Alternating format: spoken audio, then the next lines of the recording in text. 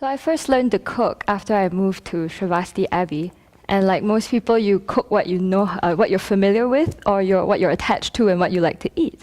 So of course, the first things I learned to cook here were Chinese food, and one of the first things I cooked was Chinese mushrooms. This is not an accurate sample. This is not the actual kind of Chinese mushrooms I like the best, but just to give you an idea, right? They're dried. They're these big shiitake mushrooms that you soak, and the Chinese term for them is fragrant mushrooms, yeah, 香菇. So I remember back then I was still in blue, soaking these mushrooms in a big bowl, just enjoying the smell, thinking about the meal, cutting vegetables, preparing, when suddenly another trainee pops into the kitchen. This was still in the old building, and he was the assistant kitchen manager at the time. And then he just popped in and said, "Are you cooking those stinky doodads? It's like those smell like gym socks." And he proceeded to then tell me all the people in the community who hated the smell of these mushrooms and how Chinese food sometimes smells really bad, and when people make those herbal things, everyone feels nauseous. And then he left. So, I mean, first of all, he was disrupting my plan and my flow, right? But I just remember standing there completely flabbergasted. You know, I could still smell these mushrooms, and I was like, how could these smell like gym socks?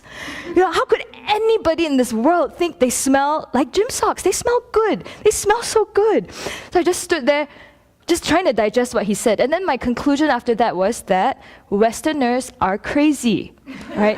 Why? Because they don't like the smell and taste of Chinese mushrooms. This is a valid syllogism, as you can tell, right? So it was amazing to look back and just see how, based on one person's words about what some other people thought, which I hadn't verified, right, I immediately made this generalization about a whole group of people, right? Westerners, yeah, him, all of them. They hate Chinese food. Are they crazy, right? And on the basis of this, how could you possibly disagree with the how many billion Chinese people on this planet, right? Are you telling me that my father, my mother, my grandfather are all wrong about the smell of these mushrooms? It was just, we need to go to war, right? This is grounds for war. So it's kind of amazing to see how our mind works. And what actually is the alternative to this? Yeah, I was thinking about this because we're coming up to some amazing teachings by a very wise person named Aryadeva, a sage from who was writing in India back in the, was it 5th and 6th century? Yeah. Second and 3rd centuries. Yep. So ancient wisdom. And here's what he has to say about the situation. So this is from chapter 8, verse 177. Aryadeva says, "Some are attracted to it, some have aversion to it, some feel confused by it. Thus, desire has no object." Yeah, he doesn't say some are attracted to it, some have aversion to it, some feel confused by it. So whoever disagrees with my point of view must be wrong. I mean, that's not what Aryadeva says, right? Instead of jumping straight to, we disagree, I'm right, you're wrong, which was obviously the way I was thinking, he's getting us to pause and ask, what's actually out there, right? What is this fragrant, amazing mushroom? As Xiaowen pointed out, it actually says here precious object on the box. What is here that I'm seeing as inherently desirable? Right? So what I love about this verse is that, first of all, it reminds us that our desire is dependent, right? Dependent on contact with this object. And guess what? The desire is not in here, right? It's not radiating desirability. It doesn't have qualities that are desirable from its own side. Why? Because we are able to see this in a different way. If this was inherently desirable, we would all feel the same way about these mushrooms, but clearly not, right? So I mean, this is something to intellectually think about. I remember still the first time I heard Venerable teach on this, and she didn't use mushrooms. She used your boyfriend as an example. She said, if your boyfriend is inherently desirable, everyone would love him. And I had a boyfriend at the time, and I was like, what do you mean? I was just so shocked by this example. I mean, the mind was like, I don't want everyone to love my boyfriend, but he is inherently desirable and confused, help, right? So, these teachings challenging us to ask, first of all, is there anything inherently Chinese or fragrant about these mushrooms? This is about as Chinese as fragrant as I am. Don't answer the part about fragrance. Yeah. And of course, if we take apart the mushroom, there is no, which part of this is the mushroom? This doesn't even look like a mushroom to you, doesn't it? Right? It's like a bunch of shredded brown parts. Yeah, and if you soak them, they become this big thing and they call it wood ear. It doesn't even have the shape or form that we typically recognize as a mushroom. So where is that mushroom? And what I found really amazing about these verses too is that it's not just about like, oh my God, there's nothing here, right? What Aryadeva is saying is that if the desire is not in this mushroom, then desire itself is not stable, it's dependent, and I can get rid of it.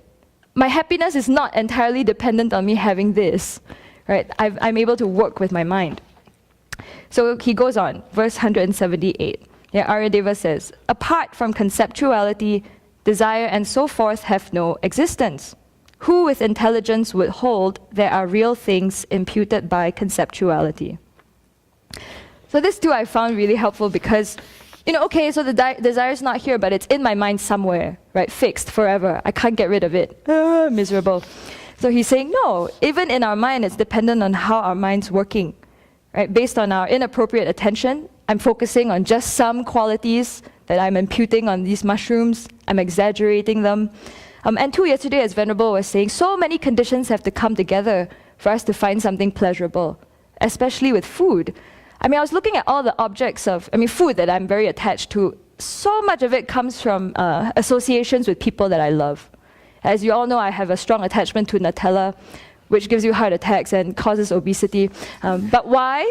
Because my father used to make us Nutella sandwiches for breakfast. That was his idea of a healthy breakfast. No comment there. But so I see Nutella, I eat it, and I think of my father's love. It has nothing to do with the actual taste of it. Right? So just all this imputation, all these associations. Another example that came to mind too was my cousin was telling me how much he loved cuttlefish. In Singapore, you have this snack where you dry cuttlefish and it smells really strong. He loves it.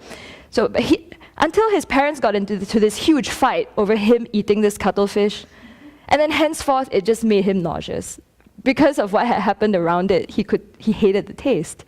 Right? So obviously, the desirability of it is not in the object, and his own mind changes too. So seeing this, right, that it's because of our ignorance that's totally conceiving the object inaccurately, then it's possible for us to change. I know, this just blows me away, right? Because if our suffering and happiness come from something outside, then I'm powerless, I'm totally at the mercy of this thing outside. Yeah. But if we see that our afflictions are not in the mind, then it's possible for us to remove them. That's something I'm still chewing on a lot, but just hearing that sequence gives me a lot of hope. Yeah, it doesn't inhere in the mind stream, I can change the way I think, and based on the right way of viewing things, I can remove these obscurations forever. So that's what we're working towards, knowing that we have the potential to purify our minds and to develop accurate ways of thinking that are beneficial to ourselves and others. Right? Seeing that, okay, everyone has a different perspective on this. I might enjoy it, other people don't. It's just a bunch of parts on which we have labeled mushrooms. Life can go on. We don't need to fight about this and have a war. Okay. And no, you're not insulting all Chinese people on the earth if you don't like to eat this. So, next time you find that someone disagrees with your point of view, you might want to just, before you jump into I'm right, you're wrong, or get really upset about that, it might be a good time to just pause and instead use that as an opportunity to ask, what am I seeing out there? What's coming from my mind? What's actually going on? Right? And as Venerable Chuni has suggested in the previous BBCs, this is such a great opportunity for us just to do that meditation on how the mind is the source of our happiness and pain.